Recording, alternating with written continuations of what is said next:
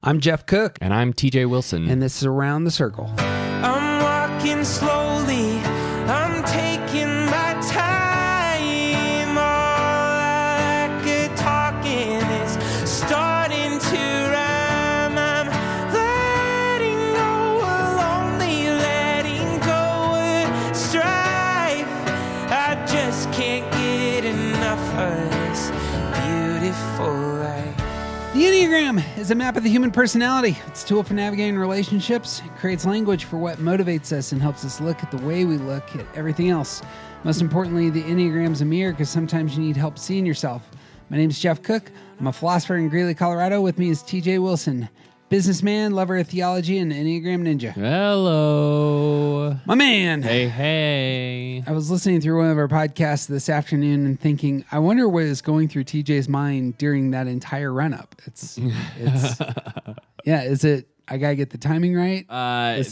Well, it's probably different every time, but I'll tell you what this time was. I was thinking about how long it's been since we actually sat down and recorded.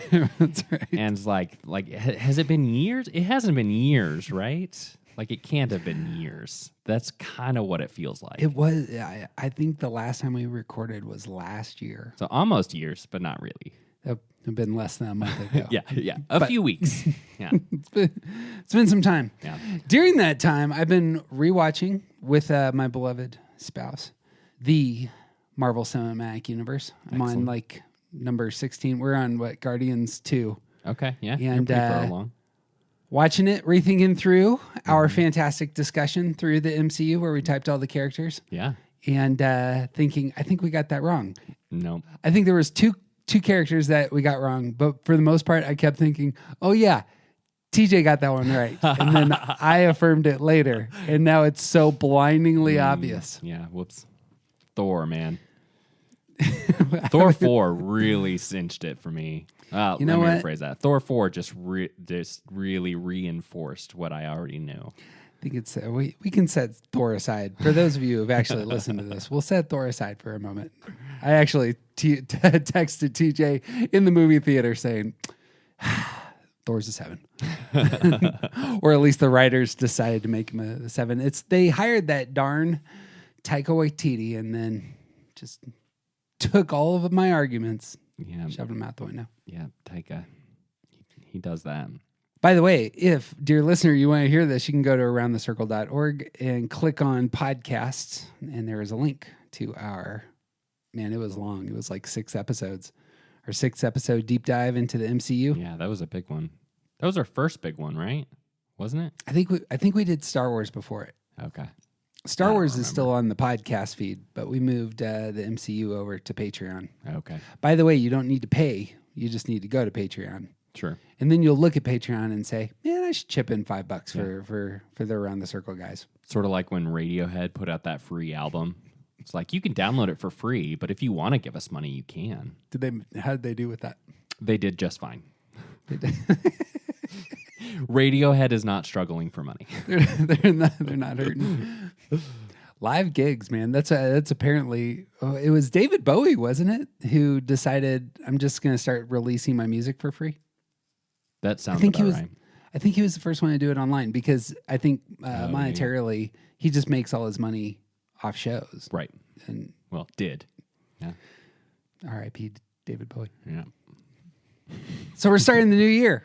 It's obviously, like, we're recording on January 25th, and this will probably come out next week. But sometimes, even after the new year, it's still worth kind of doing some housekeeping. Now the hangovers are all gone. Now you're kind of into the flow. I was even thinking about like not only are we catching people at the beginning of the year, but we're also catching people like after those first few weeks of I'm going to do all the things, and then like they settle back into normal. So like we're back to a little bit of normal with still the idea of the beginning of the year at front of mind. So everyone who bought a gym membership and is never going back, they've already done the handful of times that they're going to the gym, and now they need another thing to think about how to improve themselves because they're not going back. I actually skip the gym in January because it's so crowded, and then I go back around February for exactly this reason. Sure. I've heard rumors about that, things like that, but Don't let him fool you, kids. TJ Wilson, workout Nazi.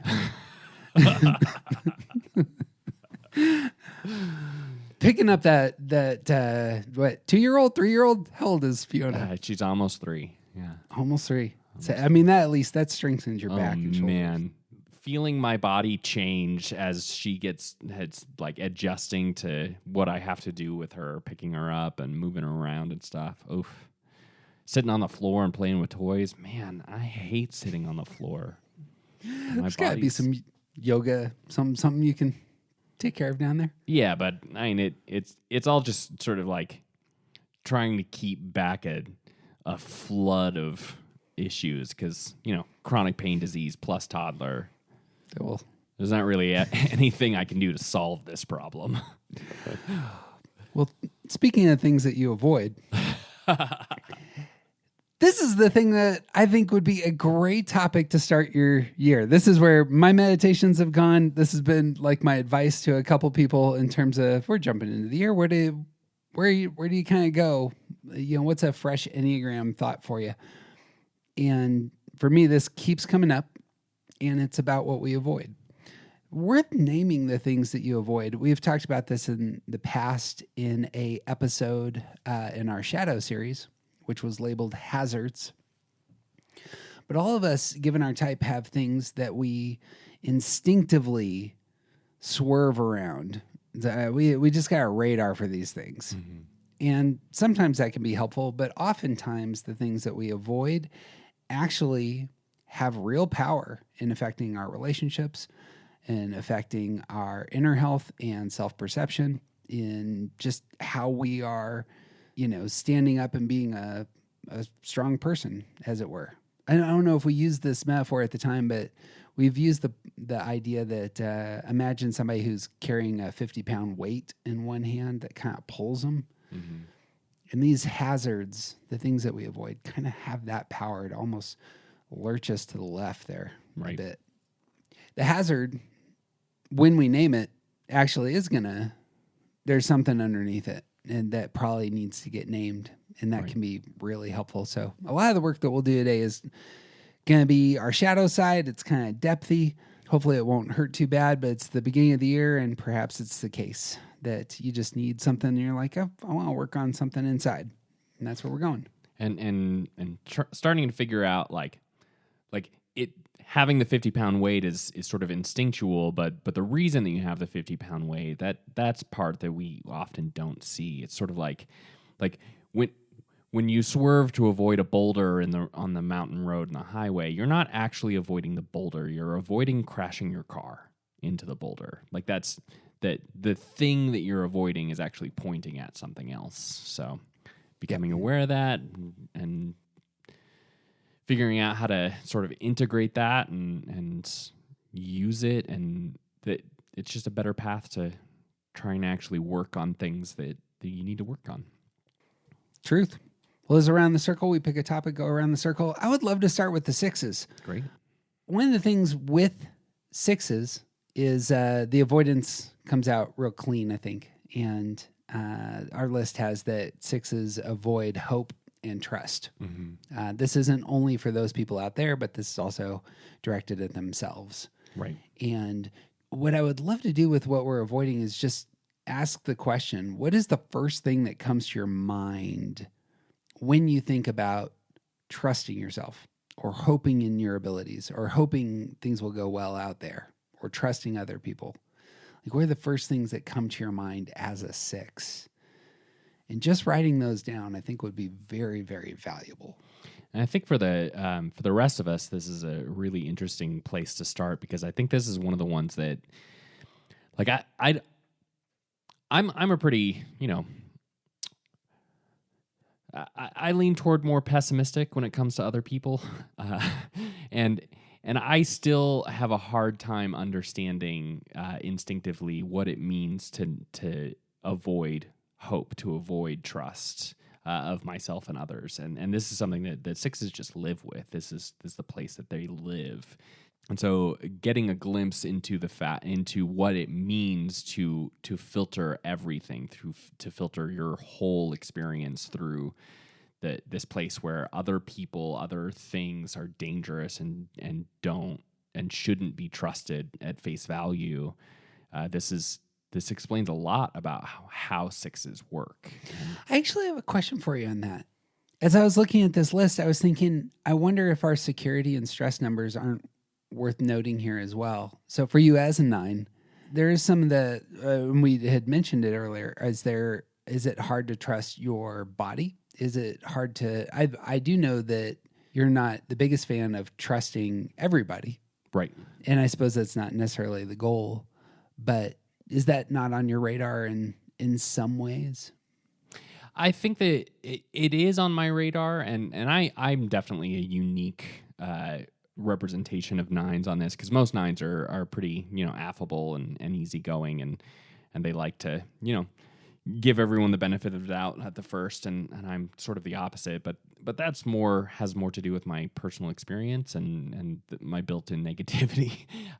But thinking about, like, I don't trust my body, and there's a lot of experiences that I'm sort of skeptical about going into it, but I come into it with more of a wait and see kind of attitude, and 6s don't.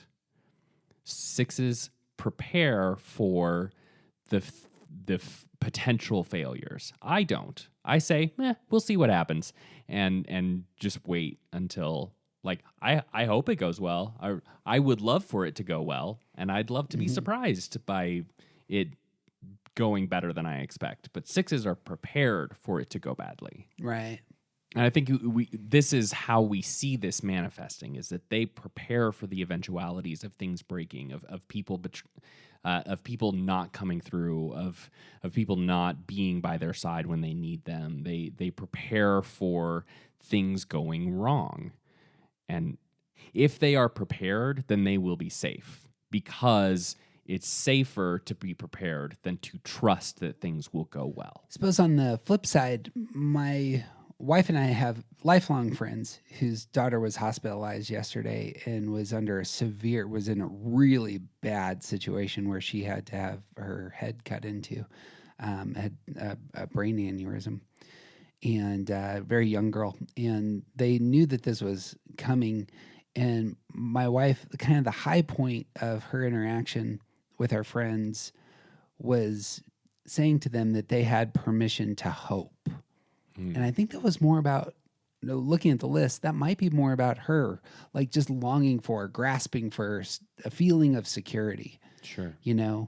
And I wonder if there's not something in this avoidance list that's kind of that sort, that we're going to see ourselves, our stress number, our security number, and our center of the things that we avoid in different kind of ways. Sure. But she got real emotional about that. Might be something there. Yeah. Of sort of offering hope to this family. Yeah, because it was almost like she knew that it was going to be very, very difficult to hope. Yeah. As a 3, and going to 6 space, again, kind of clutching at or grasping for that feeling of security for herself. Sure. In 6 space, and almost carrying it for someone else. Yeah. Yeah. Bringing it back to 6s, that avoidance, as we've said in the past, is coming out of their fear of lacking support. And those go together, the avoidance of hope and trust and the fear of lacking support. You want to unpack that? Yeah, I think that, like I said, it's safer to prepare for things going badly than it is to trust that things will work out. That comes from this place of lacking the support, of fearing lacking support, of fearing not being enough, of fearing that they won't have the people, the tools, the resources around them to be able to be safe, to be taken care of, to do what they need to do.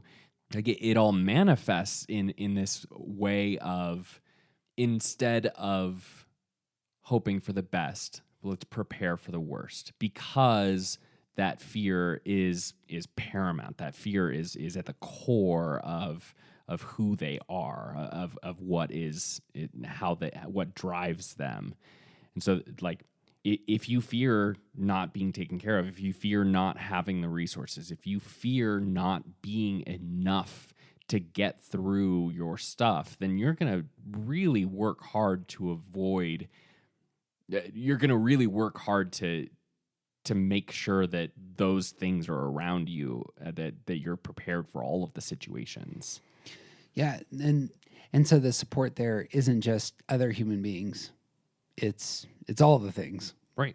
that may fall apart Right. around you.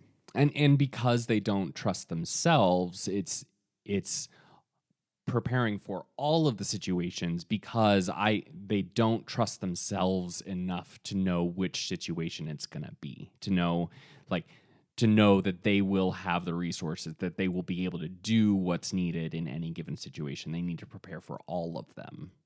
Right. Yeah.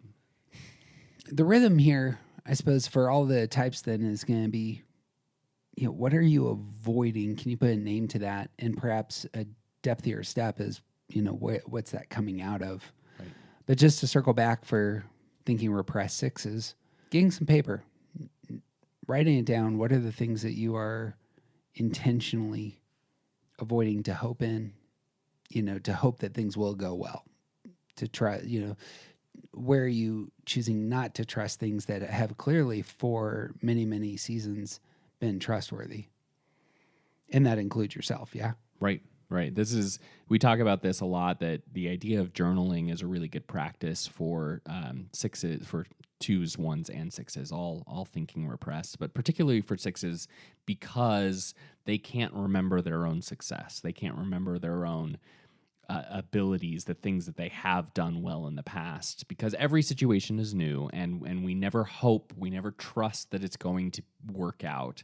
So remembering the things that have happened, that will help you prepare a little bit more for the things that might happen.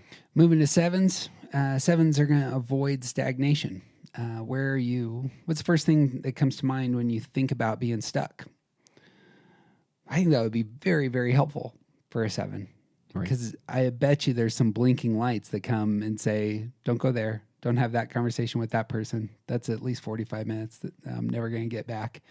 Don't take that job. Or what else might sevens be on the radar for sevens in terms of this is a place of stuckedness? Well, I think that in a big way, sevens are going to be really almost in denial about this unless they're already aware of it, because it's not in a lot of sevens' minds. It's not that they're avoiding stagnation. It's not that they're looking to make sure they aren't stuck. It's that there are more opportunities. It's that I want to make sure I can get to this thing. It's not the way that they see it is sort of a reframing of their own vision of this idea. It's not that I'm avoiding that, it's that I want to go to that. Right. And so sevens need to spend the time and the energy to realize that the possibilities in front of you are actually because you're avoiding something behind you. Right. That thing behind you is going to be the thing you fear, perhaps, and have had experience in, and it would be something like deprivation. Right. You know what it's like to lack, and therefore you're up on your feet and you're moving. Right. And you're thinking about things in the future. Right. Not going to get stuck. Got to keep this door open. Yeah. All the head types are going to be concerned with resources, but that's how the seven's going to move through the world. Again, that strikes me as real helpful in terms of once the seven names, this is where I'm avoiding stagnation. What then is the similar to the sixes? What's the recommendation? I think in a big way is for sevens, it's becoming aware of it.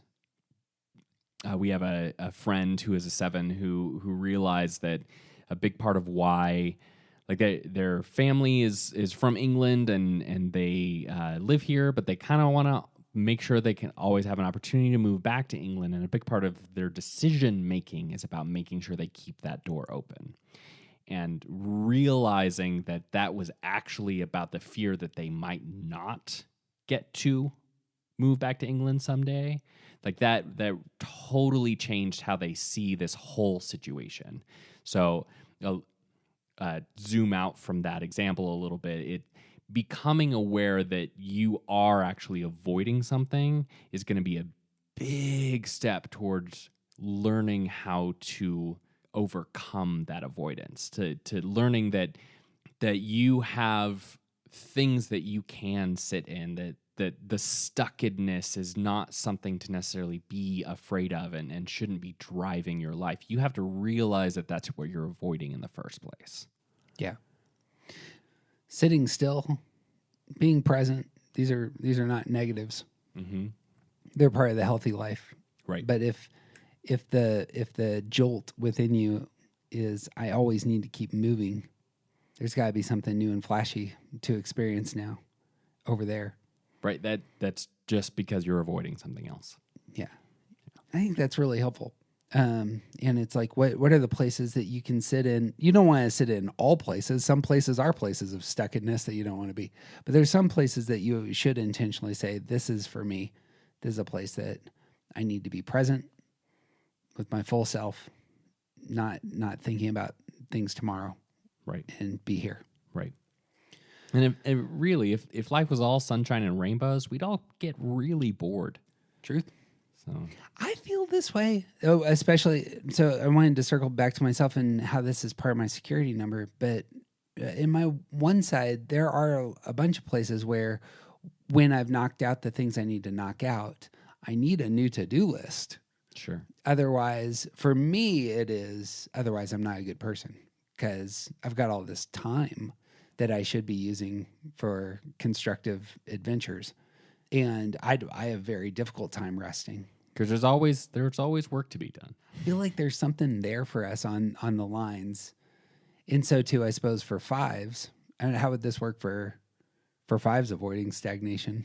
Thinking about it through the lens of your example with Kelly, I think that it's more about offering stillness To other people? Yeah, like the Kelly offering hope and needing hope, where we were talking about sixes avoiding hope. Fives offer stillness and focus, where sevens are avoiding stillness and focus. Yeah, I see what you're going there. Moving to eights, the whole exercise here came to my mind when I was thinking about my child, because I wanted to ask them, what's the first thing that comes to your mind when I say these are places you're avoiding being vulnerable? And that just kind of sang in my heart as a worthy endeavor for them to really think on, process, name. Because for them, if those places have power, or they may even have some bit of control, because, you think you'll be vulnerable if you're in those spaces. Right. And especially even the idea of admitting that you're avoiding vulnerability is itself vulnerable. Right. So there's definitely something to be said for really intentionally, and you don't have to share it with anyone. You don't have to tell people about this, but really spending the energy to think about how are you projecting an image of strength? Where are you actually avoiding vulnerability? This is a place where there's something that needs to be addressed here.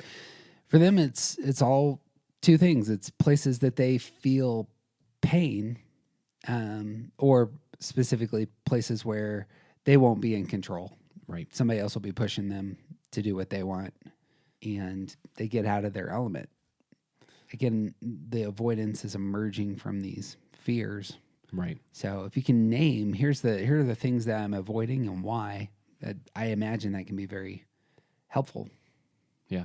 And eights, I think, is a good window into the idea that, like, avoiding all vulnerability, avoiding letting anything hurt you, it really means that you're not ever going to be truly yourself.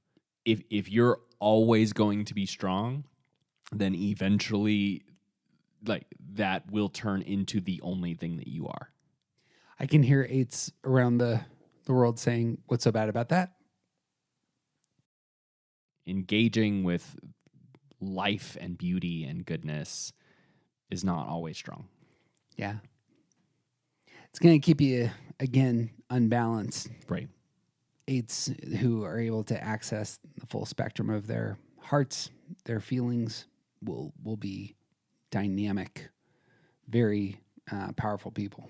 Whereas those who just triple down on strength for strength's sake, not powerful people. Right. So I like that. Like, again, for 8s, as an exercise, what's the first thing that comes to mind when you think about these are the places that I'm avoiding being vulnerable? Those might be relational.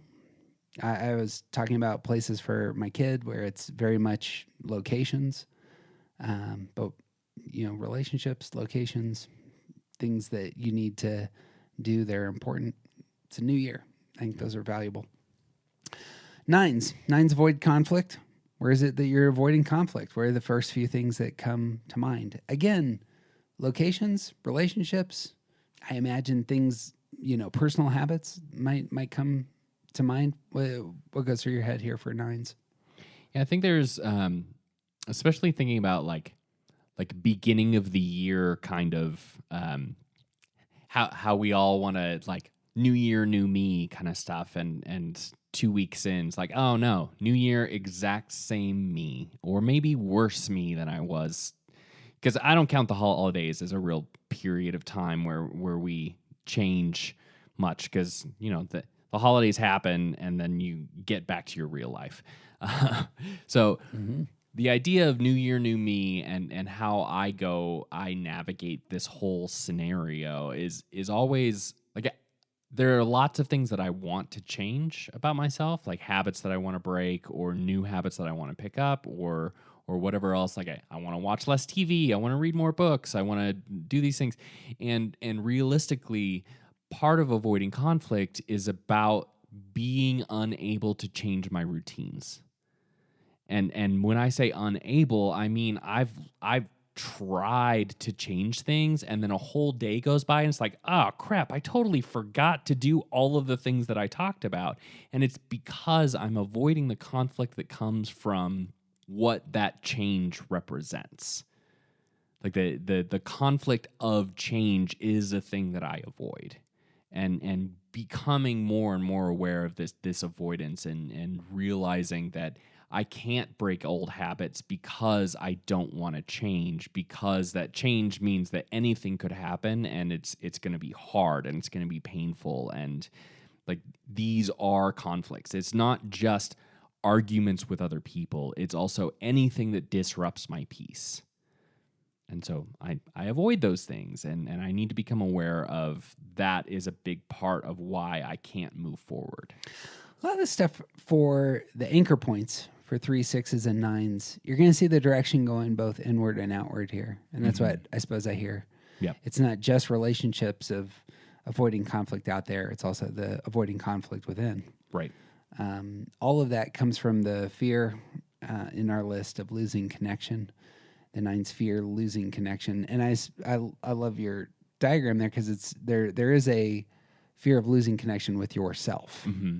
I don't know if it'll make the cut, but we were talking about yoga a minute ago, and just the idea of if I stretch things out a little bit, it might break something open, and then I'm gonna have to deal with that. It feels like that kind of energy. Yeah. Or perspective. Yeah, it changes. If I start going to the gym, it changes what I know about my body. Mm-hmm, mm-hmm. And it might change for the better, but I'm okay with where I am right now, and I'd rather stay where I am than risk the potential damage that might come from change. Yeah, or the potential separation, you might say, that would come from change. Right. Yeah. May not work. I suppose I can skip security numbers or stress numbers, but I really think this works for security numbers, because I think 6s likewise may have something inside of them that would avoid conflict. Yeah. Their 6s will solve problems emotionally And so we'll bring up the problems, but certainly not being able to trust that the relationship's going to stick around if there's conflict, I imagine would be a big deal. Yeah. Yeah. I suppose I've just heard that line from couples that one of which might be a 6 who, there's just like an underlying energy there that before we even have a hard discussion, it can't result in a fight because if it does, they might leave. And Right. it's again that grasping for security, like that feels like it colors some of that. I totally skipped the 5s on this, but it worked for 5s and going to 8. That 5s can often avoid true vulnerability. 5s often will shield their emotional life from those, really hold it close. Right. So again, there's something there in terms of the hazards. So anyway, as an exercise, not only your own number, but perhaps your security number, the reflection, it might be valuable to sit on these. So yeah, so for 9s, what's the first thing that comes to mind when you hear about avoiding conflict? And I suppose we've talked about this in the past, but you don't have to, jump into all conflicts, obviously. Right. But there are some fights worth having, yeah. Mm-hmm. There's some fights worth having, and there's some change that it's good to embrace, and even just acknowledging that like you are not in control of certain situations and letting it happen. Like as a manager, as a building manager, as someone who works in a space with other people, this is something that I actually have to do pretty regularly, is acknowledge that like I am not the only one in charge of this space, and it's okay for me to like voice my opinion and let it be known, and then if I don't get my way, let it go. Yep. And there's like there's a lot of those kinds of situations where I have a pretty good guess about what will go wrong, and also it doesn't matter because it'll just be one day. And accepting that conflict is going to happen, and like that thing about like customers might come in, might not stay because of this situation on this one day. It doesn't matter because they'll come back. It's fine. And if they won't come back because of that one day, I mean, I can't do anything about that. And avoiding that conflict is actually causing more problems and more stress for me, and more like the internal ugliness that's happening when I'm avoiding that conflict. It's devastating. And once I start to, practice letting that go, practice entering that space and saying, you know what, it's actually going to be okay. Or this isn't going to last long enough to be a big deal, or I'm not the one in control of this, so I have to let it go because it's not mine. That begins to not resolve the conflict, but give me practice at recognizing that not all conflict is going to destroy me. Not all conflict is going to ruin everything. What I hear there is twofold. One is really helpful, I think, for 9s to assert themselves because your presence matters. And if you hang back, it's a dehumanizing hanging back. Yeah. Because in your mind and heart, you might believe, well, I'm going to step into this fight, but my words don't have any power. It really doesn't matter anyway. But and your presence does matter, and your voice does matter, and having your voice at the table, really important.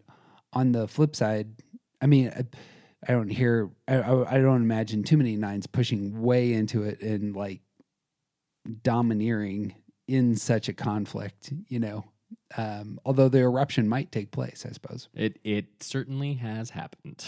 But what I heard in your language there was the movement to your coping style and trying to spin it positive. Mm-hmm. There is a conflict here. I have said my piece. I've said the thing that needs to be said in this space. And then you get yourself postured around that, the results. And open. It's an openness. It's it's an action-centered openness. Do you feel connected to people in that space? Can you?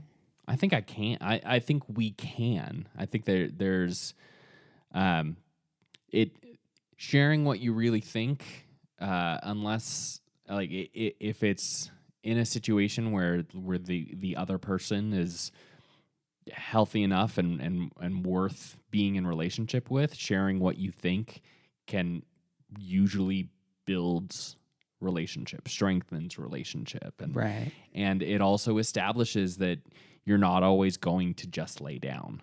This is particularly true. Like, this is one of the things about the 9-8 relationship that is so interesting, is that 9s avoid conflict and 8s use conflict to gauge relationships. And when 9s stand up to 8s, a bond is built.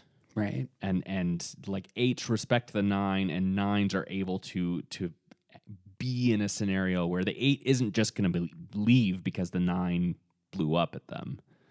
Like it builds a bond by doing the thing that the 9 is actually avoiding. And I think there's a lot to be said about creating and deepening and sustaining connection while by being truly present, by staking your claim to your piece of the earth, you know? Yeah. Yeah, I suppose I want to piggyback on that. Like, some of the places where I felt like, of all things, I lost connection with my mom the most was when she did avoid conflict. Yeah. And it's actually it's a Shakespearean tragedy. Her fear of losing connection actually caused her to avoid conflict, and that resulted in her losing connection. Right. Because we didn't communicate. Right. Right. She outsourced a lot of the things she wanted to talk about to her husband, you know. Right. Right. And even in the space where you are still directly connected, like thinking about yours and our relationship, you and me, when I avoid conflict and just merge with you, there's a diminishment of myself.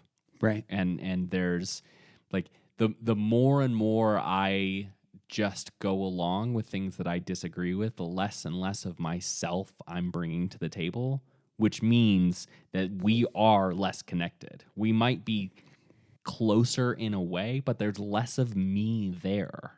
Exactly. And so, yeah, avoiding conflict doesn't actually get you to your goal. Yeah, there's the perception for many 9s that if I do engage in this, that I'll lose connection, and actually the opposite is true. Mm-hmm. And that 8 and that image is perfect for that as well. Right. Bang. So if you're 9, what's the first thing that comes to mind when you think about where you're avoiding conflict within and without?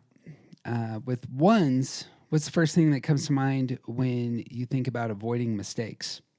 I had a really hard time with this because, of course, you avoid mistakes. Who embraces mistakes? This is lots of people. This makes no sense to me. I suppose jumping into conflict probably doesn't make much sense to you as well. Yeah, that's crazy on the talk flip side, to me. Right? The things that rattled through my head as I was doing this had mostly to do with things that I would say to my children, and with financial mistakes is what came to my mind. Tell me why, like, if as in your mind, what does it look like for me to embrace that I might make mistakes here, as a healthy step? I'm going to answer your question, but not directly. I'm going to come at it sideways. I think that there is a very big difference between trying your hardest to do well and avoiding all mistakes. Mm-hmm. And once and as a practice, I think that is a big part of what 1s need to come to terms with, is that avoiding all mistakes is not something you can actually achieve because everything is working against you. your body, your mind, your heart. The world around you is like everything's so messed up, and like gravity is a real thing, and sometimes, sometimes our hands don't do what we want them to for no reason whatsoever. And like people get older and we forget things. And it's just part of being human that you're going to mess things up every once in a while. And avoiding all mistakes is not going to get you where you're trying to go, because it's just going to create a cycle of beating yourself up over the things that you do mess up or the things that aren't perfect. Whereas recognizing that you tried your hardest to do as well as you could, that is actually a good goal. And it's amazing that like we're so good at teaching children this. Let me rephrase that. Some people are so good at teaching children this that all that really matters is you try your hardest. And yet we're still bad at practicing this. And so part of that journey, part of becoming aware, part of coming to this place where you can actually separate those two ideas and recognize which one you're doing, has to do with self-observance, has to do with really taking the time to figure out like what am I actually doing versus what the voices in my head are telling me that I'm doing. Yeah. I hear two things on this front. One, it's rigidity can be, ossifying. If you're so concerned about the screw up, you're not going to be loose. You're not going to. There's something with athletes who talk about being in the zone, where just all of their muscle memory kicks in, and it's just flowing. They're not even thinking about technique. They're engaging, and there's something about that state of affairs that it should be real desirable, but ones will have a hard time being loose in conversation, in just the art of doing life, if they're really focused on the technique and not screwing up the conversation, as it were. Of all things, I was listening to a conversation with George Carlin the other day, and he was talking about a transition in his comedy in which he decided he was giving up on the human project. He was just like, I don't think we're gonna do this well. I think this is gonna end real badly. I don't think we're gonna make it. That sounds a lot like George Carlin. Yeah. But he said it just blew open his mind in terms of the possible things to talk about, because he no longer cared about getting people to do certain things, or to believe certain things, and just starts going down this posture of it seemed like everything he was saying, it was like he was in the zone because he was able to separate himself from the ends, as it were. And I think I have difficulty with this in some ways philosophically, but there is something to be said about not being so tied to the end that, you just screw up the means of getting there the whole time. Right. Well, and thinking about someone like George Carlin or even Jon Stewart, or like some of these comedians that are trying to use their platform to show people how much they're screwing things up. Yeah. It's so interesting that like letting go of the outcome makes you better at your job. Yeah, Jon Stewart is a fantastic comic and an absolutely stunning advocate, and the work that he's doing is so good. And if he was completely if he had the mindset where if this doesn't work, then we're all doomed, I don't think that he would be able to focus on what needs to be done right now. Yeah, it'd be crushing. Right. And for Carlin, he's able to get up there and just say some of the most outlandish, inflaming things because he doesn't care about the outcome. He just wants to show you, he wants to do the best job that he can of showing what's messed up. Yeah. And I think if he was focused on doing everything perfectly, on getting people to a certain point, then he wouldn't be able to do his job well. Because he would be pulling out his hair because people aren't getting it. you know. And this is one of the places where ones really struggle, is that like doing it right, getting yourself, getting others to the end goal of whatever you envision of how the world should be. You're pulling out your hair, like you're running that. It's a hamster wheel. You're not gonna get there. All of this comes from their fear of being corrupted. Ones don't want to have anything toxic inside of themselves. As we're talking, the thing that I think I learned most from aggressive types is how to be more out there and screw up. 3, 7s, and 8s, you see their screw ups all the time. We see your screw ups, 3s, by the way. It's true. But they also immediately reframe it. This is true. So, yeah. But seeing them screw up and move forward, they're not corrupted. I'm not necessarily, you see it as a screw up, but easily dismissed, I suppose, easily forgiven most of the time. Mm-hmm. They're out there. They're the person in the arena fighting, as it were. Right. And I don't know, that's, at least for me, that would be my preferred place to be, as opposed to being the person that's just constantly nitpicking their technique. Right. Where you nitpicking your technique, I think it's a good meditation for ones to start the year here. Yeah. Well, and similarly to the 7s, like if everything's sunshine and rainbows, the world would be boring. I love bowling. I love bowling. And this is like, I do not bowl very often because it's much like miniature golf and many of the other things. I love it so much that I can't get enough of it, and everyone I know certainly can get enough of it. So I don't do these things very often. But like thinking about bowling, if I was capable of bowling a perfect game every single time, it would be so boring. It would not be fun anymore because there wouldn't be goals to move toward. There wouldn't be a challenge. There wouldn't be difference. It would all be the same. Just 10, just all the strikes. I don't remember how bowling scoring works, but like if you were perfect, if you were perfectly good at everything all of the time, you would be really bored. Like that's just the reality of life. And accepting that might make things a little easier. To reference our MCU deep dive again, there's a Hawkeye line where he says something like, I went out, he retired and shot 18 holes of golf. Scored 18. Scored 18. That's it. And then he was so sad. Yeah. There's nowhere to go with that. If you're perfect at something, there's nowhere to go with it. Love it.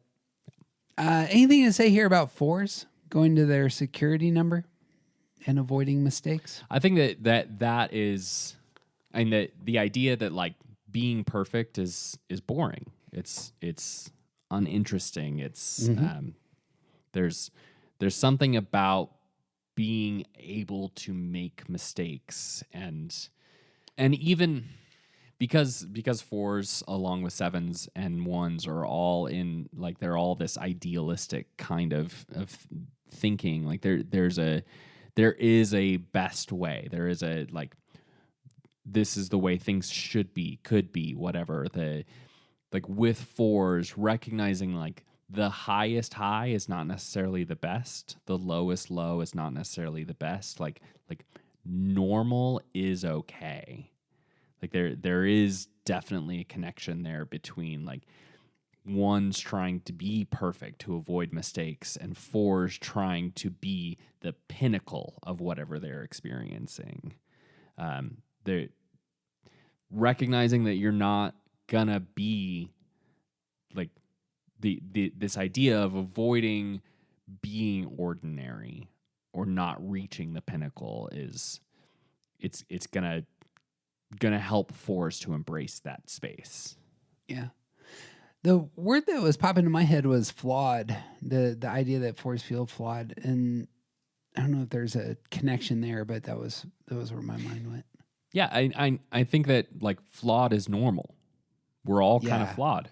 There and you go. flawed is normal. Yeah, And but- normal is not bad. But the 4 thinks that their flaws are somehow Yeah. Nope. bigger. Their flaws are a different type potentially than everyone else, but everyone else has flaws. Yeah, So, worth naming those. yep.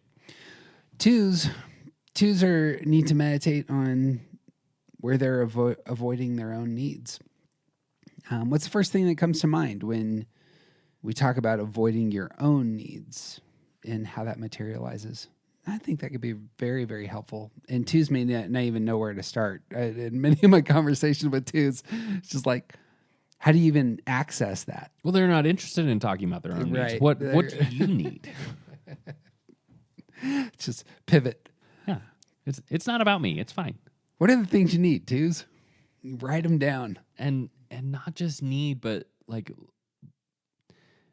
wanting something is a need. Mm-hmm. Like being able to stake your claim, to say this is my space, this is what I like and what I want. That is a need for all of us because we need to exist. We need to be a person who has wants and desires and like is different from other people and is not just an automaton servant. Yeah, these cannot be when you're in your space by yourself, writing things down. You say, "What is it that I really need?" You can't say, "I need to be a better support for Joe." You know, it can't be about other people. Yeah. It's kind of, what do you need? And we're also not talking about like I need shelter and water and food. Like that's not what we're talking about. We're talking about like you need to be respected. You need to be the one who chooses dinner from time to time. You need to have opinions. You need to be your own person and to be able to say and do things that you want. And so often twos are the avoidance of, it's not just about avoiding themselves, but it's also they don't want to put their neediness onto other people. Yep. And there's a reason. It's because they fear being unwanted. Right. And another thing worth naming here is that the fear of being unwanted is really going to be a power behind avoiding your own needs. Right. Because if I put my stuff onto someone else, it might be too much for them. It might be that they might kick me out because I need something from them. And you are a human being with needs, and that is not a bad thing. And if someone's going to reject you because you want to decide what's for dinner once in a while, that person doesn't deserve you. Yeah. Because you are a person with needs, and that is a good thing. Yeah. Balance. It's again coming back to balance here. Yep. I think that would be helpful to write down. Again, 1s, 2s, and 6s, very helpful to get things on paper. But for 2s, where do you feel unwanted? And that's shaping how you're acting, and where are you avoiding your own needs in the relationships that you have? Work relationships, home relationships. I think that'd be really helpful. The thing that's unfortunate for 2s and 9s, I'm trying to think of other types that are kind of like this. When they engage those places, when 9s engage conflict, when 2s showcase, this is what I really need, it can come out kind of awkward because they're not practiced at it. Right. They're Right. Especially if it comes out of a stress place. Yeah, right. Yeah. So I suppose with all these things, there's the places that we just don't do this well. We got to train ourselves a little bit. Right. I did like the idea that you kicked out. Just select where you want to go to dinner for everybody. Yeah. So, no. Yeah. Just put it out there. We're eating chop suey tonight, y'all. This is what I want. Reactive types. We just drive everyone nuts. That's it. I'm with you on this one. It's like, so where you want to go? And then I will process that and react to it. 8s. Do 8s avoid their own needs? I mean, because needing something is a vulnerability. Oh, there you go. Yeah. I didn't put it in that way. There's like 8s will get out there and get the thing. Yeah. But that's not what we're talking about. It's like what you need is actually often 5 layers deeper than that. Right. Right. And also letting other people help you take care of your needs sometimes. Yeah. Like I think this goes hand in hand with like this is a big place where 2s and 8s meet. Is that letting other people help you is not vulnerable, it's not needy, it's being human. Yeah. This is again a point of connection. Yeah. Yeah. Let other people engage in those spaces. That's good. I like that. Moving to 3s. What's the first thing that comes to mind, 3s, when you think about avoiding the appearance of failure? And sometimes it's not just the appearance of failure. You're avoiding failure. Right. But I think that's part of what they need to learn. Is that you're not just trying to be excellent. You're trying to make sure that nobody sees you fail. Mm-hmm. And like just peeling back layers one by one to get to the point where you see, oh, this is actually all about how I look. That is really, really important for 3s. You see this all the time if you watch sports. A game ends, especially big games. And if they ever interview the losing team, oftentimes there'll be some athletes that immediately kind of check out and say, well, it wasn't as important, or I got injured there in the third quarter, so I wasn't able to perform, or, it's this, it doesn't matter as much. And it's because you don't, if you had really tried, if you had put your full self on the line and didn't come through, then you'd be a failure. Right. Right. I'm real interested in that right now. Yeah, I love seeing those kinds of my vast experience with seeing sports interviews. I love seeing the ones where the losing person, the coach, the player, whatever, just out loud says they were better than us. Yeah. It's like that's beautiful to me. That's like that being able to acknowledge that like you just didn't win because you weren't good enough. I love that. Like, because, for the most part, there's always going to be someone better than you. Yeah. And someone else beating you does not make you a failure. So, yeah, those abilities are, that can be powerful. There's a video that just went out since we're in Colorado. One of our local athletes, Shannon Sharp, Hall of Fame tight end for the Denver Broncos, got in a public fight at a Denver Nuggets game. Really? Yeah, but he had, I don't know if he was like fighting. I didn't actually see any of this. I just saw the apology. But there was some sort of confrontation that took place, and it looked like it was a big to-do based on the pictures that I saw. Sure. Well, he got up, he has a TV show on ESPN, and he spent 3 minutes apologizing. And he went down like 8 different people who he not only apologized to, but talked them up, said, this is how I value you. Mm-hmm. And this was inappropriate. And it was everybody from the people he was having an altercation with, to his family, to his agent, who apparently was in the building, like courting somebody to get them on his, to have his services. And Shannon Sharp, who's down there, is my guy as well. Oh, what is he doing? Don't look over there right now. You mean the one throwing the punches? No, not. I mean, don't look over there. Well worth finding. It was more. It looked like it was a verbal spat more than anything else. But I was watching that, saying, how is it that nobody in the political realm knows how to do this? Right. This is the easiest thing in the world, to step forward and just own your garbage. Yeah, there's the last season of TV show Brooklyn Nine-Nine, which you have not and will not ever watch. I'm totally fine with that. They do a lot about qualified immunity, and like it's a show about police, and the last season happens within and post pandemic, and so there's a lot of conversation like with George Floyd and all of the things that are the conversation that's happening in the world about police right now.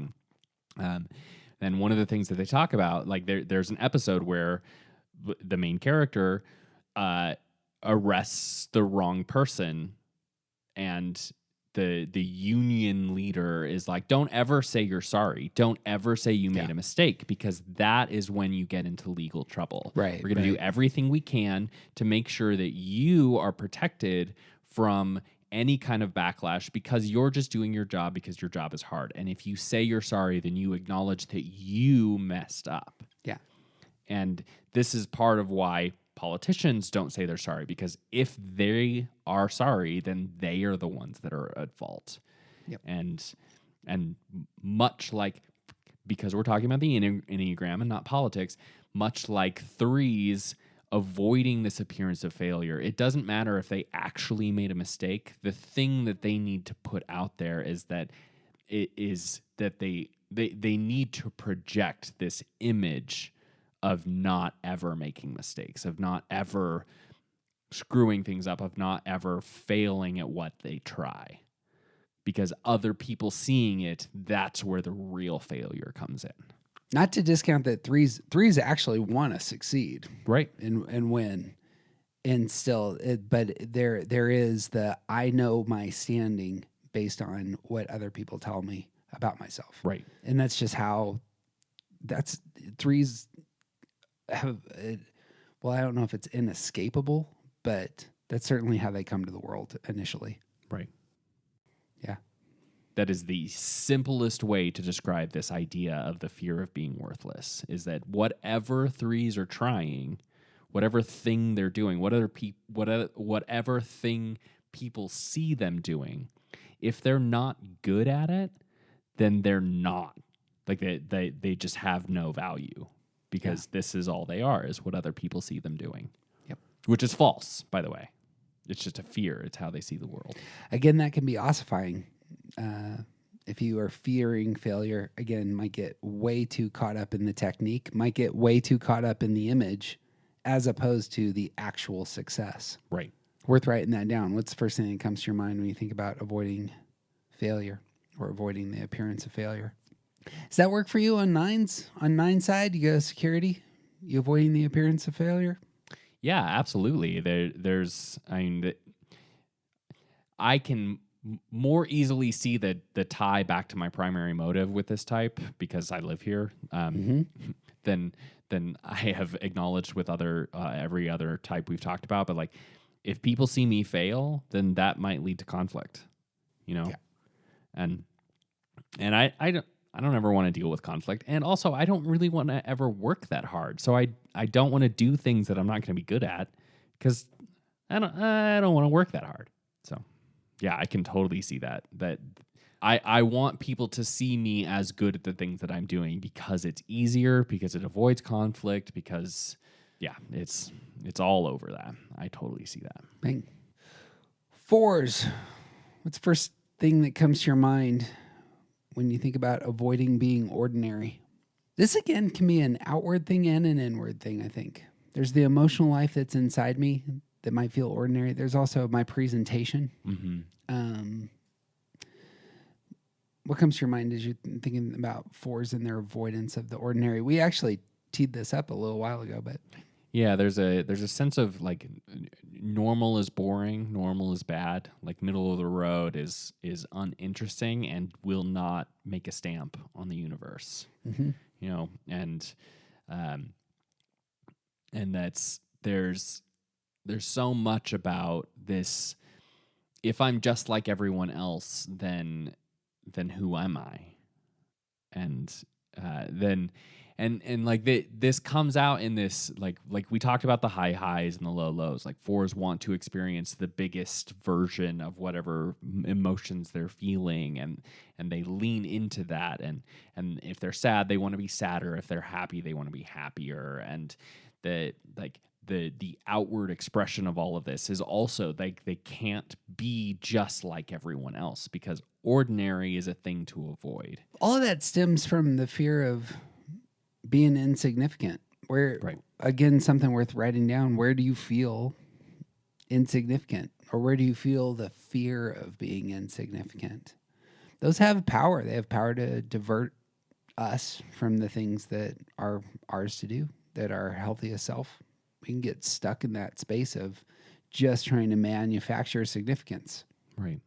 And I think for fours, they're so good at introspection that I think like one really good practice would be to start to examine why normal is insignificant in your mind, in your heart, in your soul. Like why do these two things mean the same thing to you? What is insignificant about being normal? And if you really spend some time in that, you'll start to see how it's I think rooted in a place that's not really well thought out for you. Is that discovering the beauties that are in the ordinary, or is it embracing white bread? I think that this is part of it. I think it'll be different for every four. I think that there's the reality that there is no such thing as normal is something that you can come to terms with. And when you realize that there is no such thing as normal, then you can stop worrying about being normal. Because everyone is different. If you're intentionally trying to be like everyone else, you're still not. It doesn't matter. There is no such thing as normal. And when you start to pay attention to the fact that normal and insignificant are in the same place in your mind, but also normal has no meaning, then insignificance starts to have no meaning too. I don't know if this works, but like there's a culinary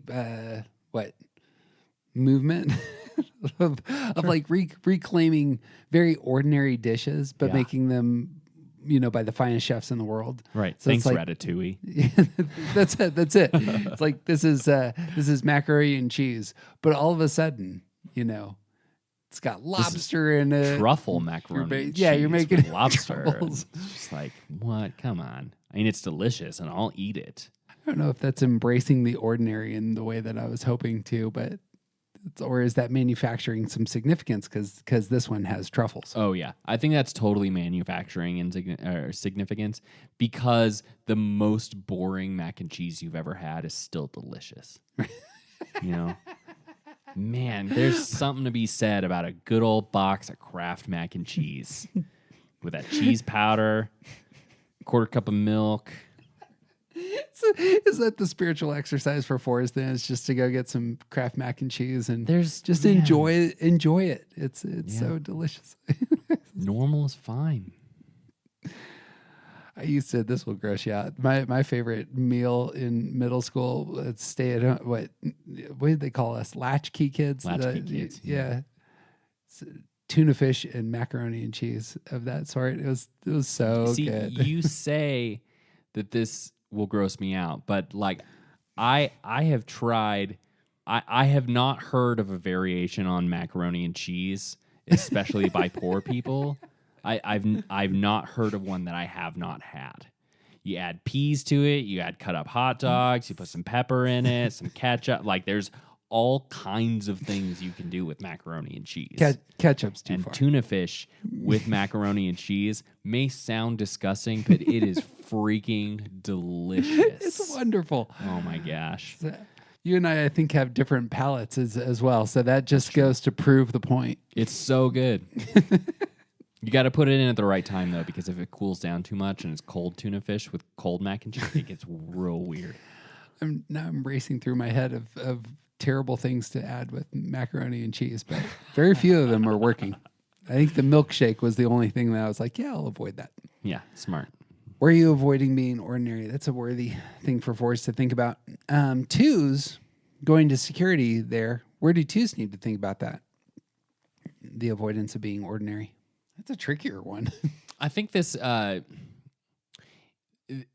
my first my first thought about how to sort of get into this will come in a lot when where we talk about the sexual instinct for twos, the 1-to-1 instinct, which is the more seductive type, and it has to do with this idea that like attracting others to you is part of how you feel wanted. It's part of how twos establish and maintain relationships with people that they need around them, and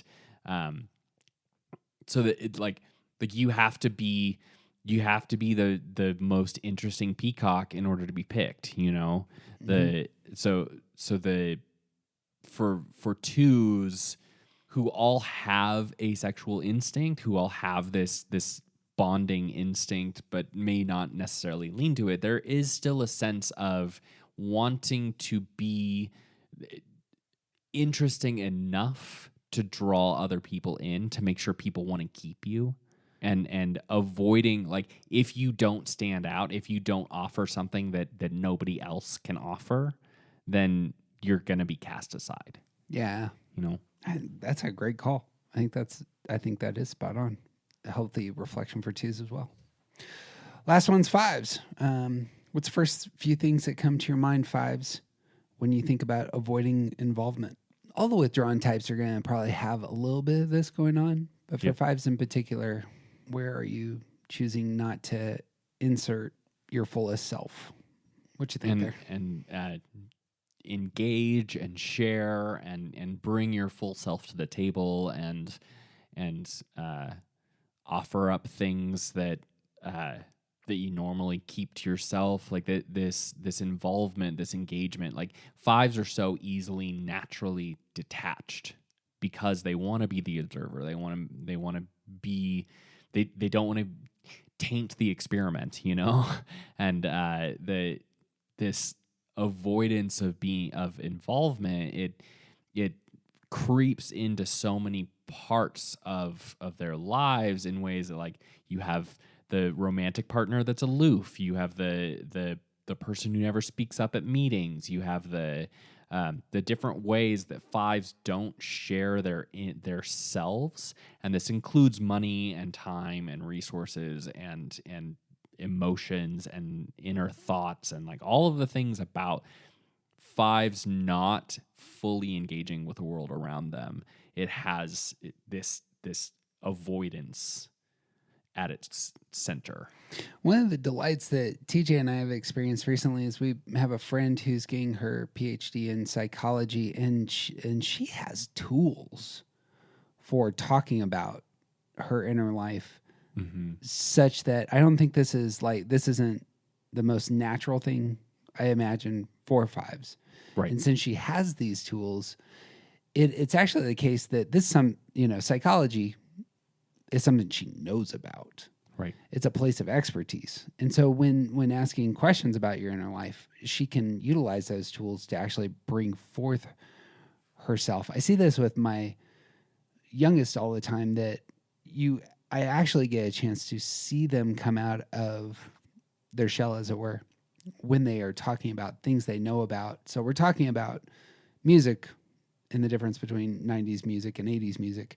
But interlaced there ends up being what the songs are communicating. So we did like a deep dive into Nirvana lyrics. See, again, I'm just bringing it back the whole time to Nirvana. It's the Nirvana podcast this time. It is not a Nirvana podcast, Jeff. And there are points and moments where opinions come out, and and why one thinks this and not that about the lyric. And so anyway, getting past the avoidance of involvement might be just like really grabbing hold of the things that you're really comfortable in and allowing those to showcase your inner life. I don't know why I jumped right to prescriptions here.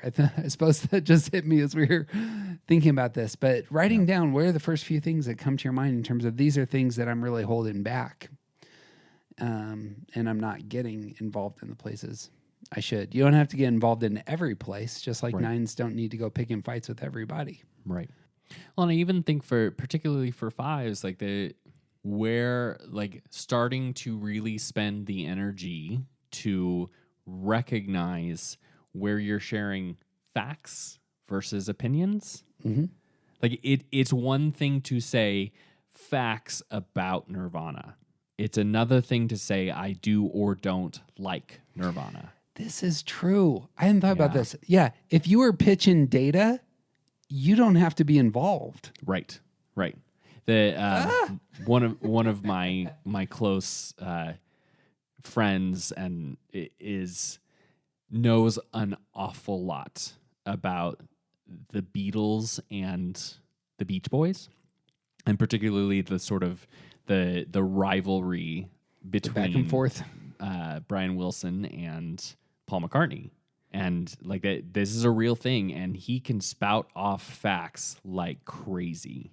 And you have to get really far into the conversation before he starts to talk about which songs he actually does and doesn't like. Yeah, right. There it is. Like there's a difference between knowing about the skill and actually having an opinion about it. Mm-hmm. And this is I see this. This is a really interesting thing for me to observe when talking about movies, because I think there's a big difference between what is and isn't a good movie and what is and isn't entertaining. I had a lot of fun watching the first Transformers movie. The cartoon That does or the not Michael Bay? the Michael Bay movie. Gotcha. I had a lot of fun watching that movie. Yeah. It is not even a little bit good, but it is fun. Yeah. And like there's coming back to there for fives, there is a difference. We're making a movie, not a film. We're making a movie that's gonna gain us a lot of money because people like explosions. That's all it is. It's fine. There is a really big difference between sharing the knowledge that you have and sharing your opinions about the information. And this is part of involvement. Yeah. Are you a scientist or are you a person? Yeah. You can stand back. The other thing about facts and data is they don't make you look incompetent. Right. If you're able to recite the facts and the data without the opinion, I'm just telling you the facts. Right. And that is the fear for fives, is that the fear is that they would be incompetent or look incompetent. Right. Because if I say that I like the first Transformers movie, Yep. then I don't know anything about film. Yeah, the opinion does reveal your heart. It reveals your value judgments. Value judgments aren't facts. They come out of yourself. Yeah. And if you learn, like pick up tools like that fear of being incompetent, if you start to pick up the tools and recognize these things, then you can actually start to present both. You can say, I know that this film is not good, and here are examples of films that I know are good and why they're good. And also I liked Transformers because it was fun and there were explosions. That's exactly right. Yeah. Involvement, a lot of this comes back to relationships. A lot of us in the lives of fives really want you to, not be involved emotionally, relationally, to give us those opinions. Right. To tell us where you're at, to engage us with your fullest self. Yep. So connecting points. Yeah. If we just wanted the data, we all have the world of information in our pockets. Like we can get the data really quickly. Have you had a want. conversation with AI yet? No, absolutely not. It's No a way. delight. It's a delight. I'm not interested in that. I'm gonna George Carlin and just say, look, it's taking over someday anyway. I might as well get to know it. Nope. Getting into AI, it's a whole other conversation for me. So it actually is case in point here. The thing that AI can't do is give opinions. Right. It can't tell you prescriptive things. Like if you ask, what should I do? If you ask those sorts of questions, it doesn't know what to do. Sure. With it. Or if you say what's the best, it'll kind of say, well, many people say, sure. Kind of things. Yeah. But it can't be that's the personality isn't there. It's just all here's the facts. Because if you never engage and share what you actually think, you're basically just AI. That's what we're saying, fives. Yeah. I mean, there is a dehumanizing quality to all of these things. Right. That's just worth naming. It's in my experience so far, AI it feels like Google. It feels like it just is just it's really advanced Google. It's kicking out things in a much more helpful way. Actually, it's like if you said to Google, "Hey Google, I don't want you to send me websites. I want you to answer the question that I put into the Google search." Almost like what Ask Jeeves should have been. Yeah, right. What they wanted it to be. Anyway, sevens are going to go to 5 in security. Do sevens avoid involvement? Yes, but I don't think sevens see it that way. Right. Talk about that. I mean, because they're reframing and they're, it's when you always have your foot out the door, you're That's what it never fully involved. Yep. You're never fully committed if you always have your foot out the door. I suppose it's the case. Sometimes their foot and the rest of their body is also out the door because they didn't want to be in that space conversation, etc. Exactly. But they don't see it that way. They're fully in, except for, that foot's out the door just to make sure they have an escape route. But they're fully in for now. Mm-hmm. There it is for 5s and 7s. Where are you avoiding involvement? That's our list, man. Wow, we went around the circle. All the way around the circle. And it didn't take us 3 hours. It's amazing. You know how people could not avoid involvement with us? That was a double negative. You should watch the double negatives. You know how you could engage us? We meet monthly through 2023 talking about Enneagram Online. That's true. And hopefully I'll remember to actually show up to the next one. TJ was avoiding involvement at our January meeting. That is correct. Let's say, but TJ Not is actively the avoiding. father of a young child, and all things are forgiven. Okay, good. Mistakes can be made. No conflict was observed. The once a month, if you go to aroundthecircle.org and click on events, you'll see links for signing up for our times on Zoom. There's 20 to 30 of us that meet and we just talk shop about our numbers. It's incredibly helpful to hear other people talk about their types. Sometimes it's hearing people who are your type talk about how they experience the world. And sometimes it's hearing people who are the type of people you love talking through how they come to the world. And I recently, that feels like the thing that's most helpful. A lot of the banter that we have often is people asking others, say somebody's married to a 5 and they're like, how does this work for you, 5, on these 2 areas? And then the 5 answering is just really instructive for the rest of us in terms of, conveying what's in their heart. Anyway, we do this once a month through 2023. And the first one was fantastic. I really enjoyed it. So I believe you. a second thing is we have a second podcast feed, just in case you need more around the circle. We have a second podcast feed called Start Here. If you search Start Here Enneagram, wherever you find your podcasts, it'll come up. It's green and white. This is for handing to your friends. There's all sorts of us who would love our friends to get into Enneagram. They show interest. They don't know where to start. They took a bad test online. It was kind of confusing. It spit out some numbers. Our podcast doesn't do this. We have 21 podcasts that are in order. And it really, actually, you only need to listen to the first one, and it will tell you where to go. And this has been a tool, apparently, that has worked, because we had our 1,000th download here just recently, and it's only been up for a month. So awesome. So somebody's using it.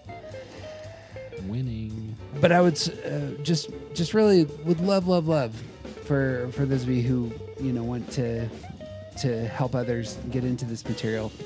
Send that their way. Real easy to find. Start Here podcast. Just Start Here Enneagram. We're competing with ABC and their Start Here news. If you get to ABC, that's the wrong one. Take a right.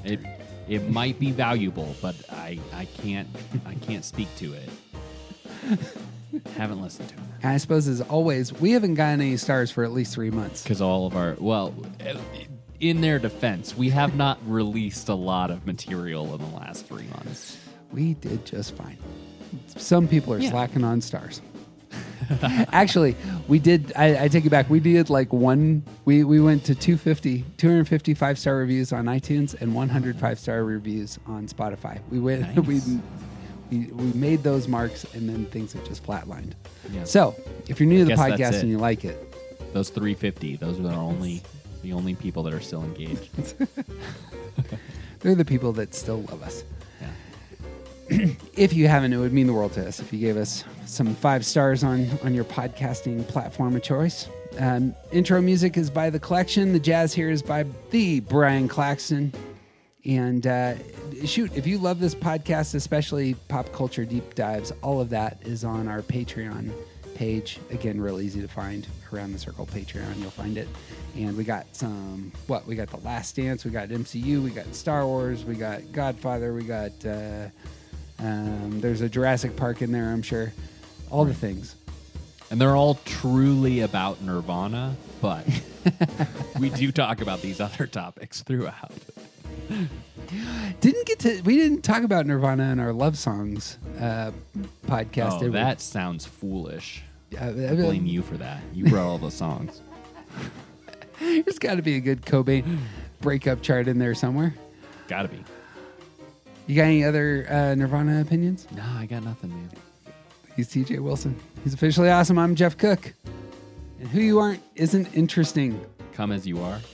Especially if you're a mulatto or an albino or a mosquito. My libido. That got better as it went.